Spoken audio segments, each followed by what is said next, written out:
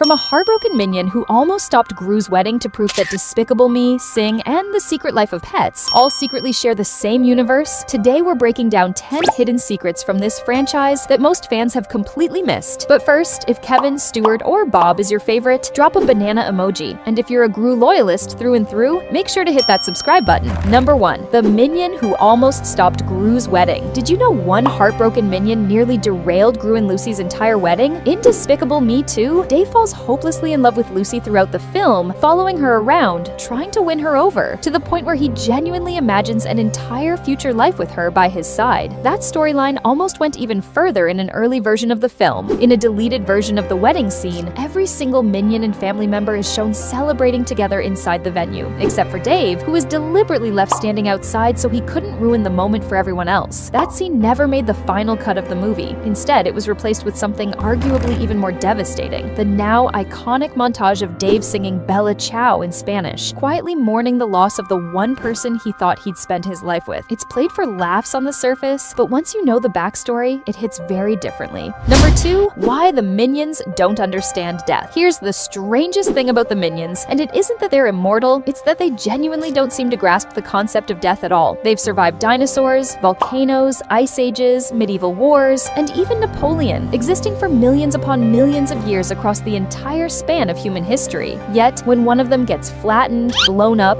frozen solid, or launched straight into outer space, the rest of the group barely reacts, sometimes even laughing about it seconds later. Not because they're heartless or chaotic, but because in their world, none of those things are actually fatal to begin with. Think about what that would do to a mind that's lived through millions of years of consequence-free chaos. Fear simply stops existing as a concept. Risk stops meaning anything at all. Embarrassment probably causes them more genuine pain than physical injury ever could. It explains everything about their behavior: the reckless experimenting, the constant button pressing, the laughing during explosions that would terrify any normal creature. They're not brave in the traditional sense. They're biologically incapable of understanding why anyone else would ever be scared in the first place, because for them, death isn't an ending. It's just something that keeps happening over and over, forever. Number 3. How Gru actually got his pet, Kyle. We finally have an explanation for one of the strangest background details in the entire franchise. Kyle. In the very first Despicable Me movie, Gru's so-called dog looks more like a mutated cross between a piranha and an actual dog, complete with rows of sharp teeth, and the film never bothers to explain how he ended up with a creature like that. In Minions and Monsters, we finally learn the minions stumble across an ancient spellbook capable of summoning and transforming creatures from entirely different worlds. In one of the post-credit scenes, Kevin, Stuart, and Bob are shown playing around with that exact book near a completely ordinary leashed dog that clearly belongs to a much younger Gru. After they read a spell straight out of that book, that same normal, harmless dog transforms right in front of them into the rabid, piranha-like creature we now know as Kyle, which means the minions themselves, completely by accident, are directly responsible for creating Gru's most iconic pet. Number 4.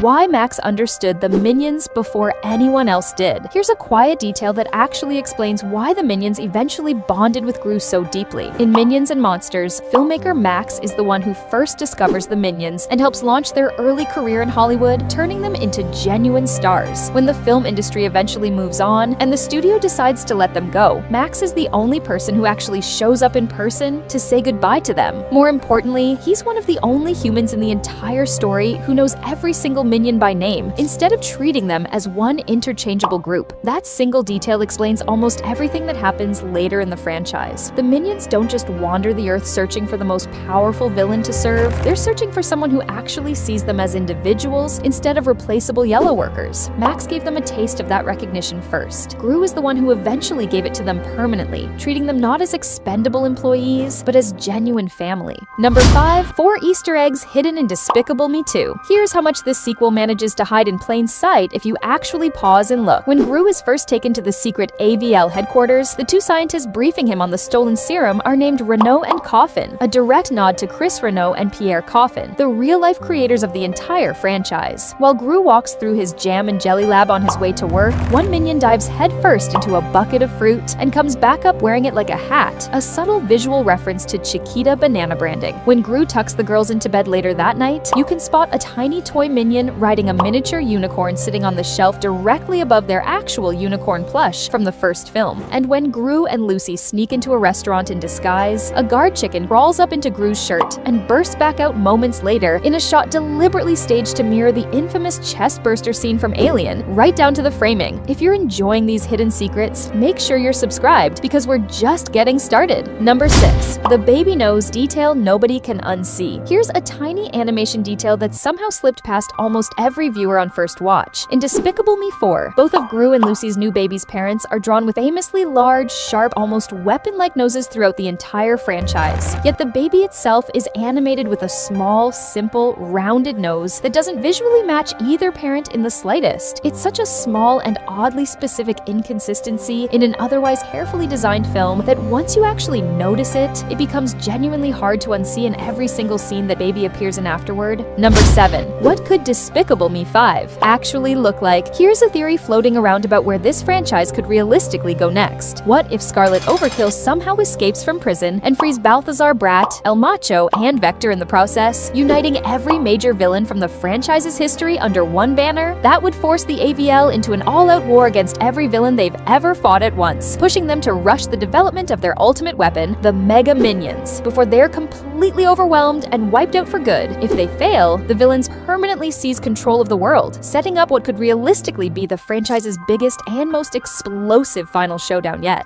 Number 8. The Darkest Minions. Theories fans actually believe. Here are 5 theories that get progressively darker as you go. At number 5, the minions are functionally ageless, having existed and served countless masters for millions of years without a single visible sign of aging. At number 4, their blind loyalty has repeatedly caused real historical disasters throughout time, since they've served the wrong masters again and again without ever questioning the consequences. At number 3, some fans believe the minions were never actually found by Gru at all. They were the ones quietly searching for the perfect villain to serve the entire time, long before he ever appeared. At number 2, after losing a leader, the minions have historically been shown isolating themselves inside hidden caves for entire generations, suggesting they may genuinely be incapable of functioning without someone to serve and follow. And at number 1, the theory fans simply cannot stop joking about the unexplained, conspicuous gap in the Minions documented timeline that lines up almost exactly with the years of World War II, a question the franchise has pointedly never directly answered on screen. Number 9. 4 hidden references in Despicable Me 4. Here's what most people completely missed in this installment. When Poppy, the family's eccentric new neighbor after they enter witness protection, is first introduced, her elaborate pink treehouse lair contains multiple background references to LSP, the exact same initials as the villain school Gru once secretly attended as a child. Her entire lair is also cat-themed from top to bottom, and she's shown affectionately stroking a pure white cat in a direct visual nod to classic Bond villain Ernst Blofeld from the film From Russia with Love. Later in the movie, the school principal is shown falling out of her own bed and landing directly into a wheelchair, a clear visual nod to Professor Xavier from the X-Men franchise. And in the Minions break room scene, one of the background Mega Minions is shown sporting a distinctly cone-shaped head, a subtle reference to the classic Honehead sketches from decades of Saturday Night Live. Number 10. Does Despicable Me secretly connect the entire Illumination universe? Here's a theory that ties 3 seemingly unrelated franchises together into one shared universe. In Despicable Me 3, there's a theater shown briefly on screen that looks completely unremarkable at first glance, until you realize it's the exact same theater used for the singing auditions in Sing. That alone would already be a fun coincidence worth noting. But then there's Agnes's beloved unicorn plush from the very first film, which reappears years later in The Secret Life of Pets as an actual tattoo on one of the animal characters. And then comes the detail that makes this connection almost impossible to dismiss as pure coincidence. In The Secret Life of Pets, a background human character casually walking through Central Park is unmistakably Gru himself, animated in full detail. Despicable Me, Sing, and The Secret Life of Pets may not actually be 3 separate, unrelated stories at all. They might all be quietly unfolding within the exact same shared universe the entire time. And that's it. Which one of these hidden secrets surprised you the most? Let me know in the comments. If you want the next part, hit that like button and make sure you're subscribed, because we're uncovering even more secrets next time.